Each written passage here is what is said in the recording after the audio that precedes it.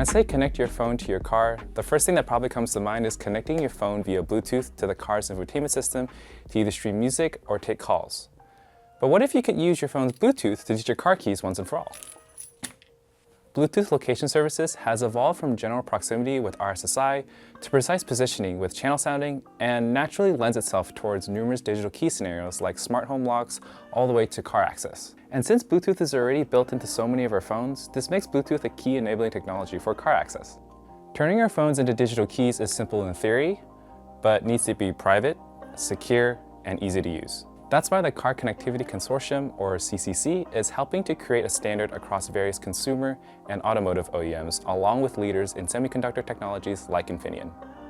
The latest spec includes a trio of wireless technologies where Bluetooth works in tandem with ultra-wideband and NFC. And the idea is pretty straightforward. As we walk towards our cars, the car will detect our presence, unlock, and then we can get in and drive off. So how does this all work? Well, from a system level, as a user approaches their car, their phone establishes a connection, and as the user gets closer, finer ranging technologies kicks in to precisely determine which door the user is approaching from. And this is essentially how current solutions work.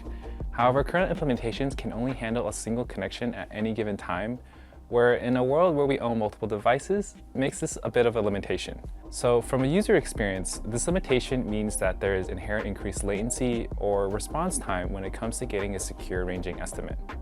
And to understand where this limitation is coming from, let's take a step back and look at how range estimation works for a single device.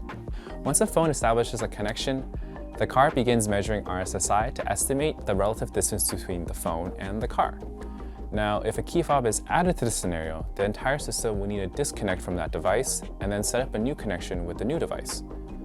And as you repeat this for multiple devices, you can start to see how latency increases, which directly impacts performance, resulting in an overall clunky user experience. So our goal with car access is clear. It should be a seamless experience all the way from when we start walking up to a car, getting in, and then finally driving off. And there are various methodologies to help get better range estimation and handle multiple devices, such as enabling visibility within the system and the ability to transfer data across anchors.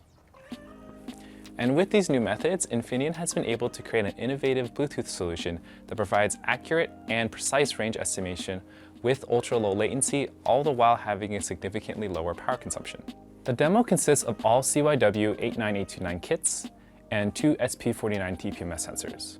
Here we have our anchors, our central node, all of which are communicating over CAN bus via the CAN transceivers. And to help us better visualize the traffic, a USB to CAN device helps track the activity between the various connected devices. And these two kits over here are emulating key fobs. And of course, we have our two phones, each with their own digital key. And as we go to use our digital keys, we can see which anchors both keys are actively connected to first.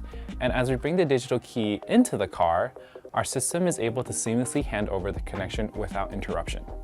The same can be seen with key fobs and also helps highlights our system's ability to handle up to 6 devices at a time. This latest demo sets the foundation for car access and is the result of Infineon's continuous Bluetooth development within the automotive space. So stay tuned for future updates or contact us to learn more about our car access solutions. Thanks for watching.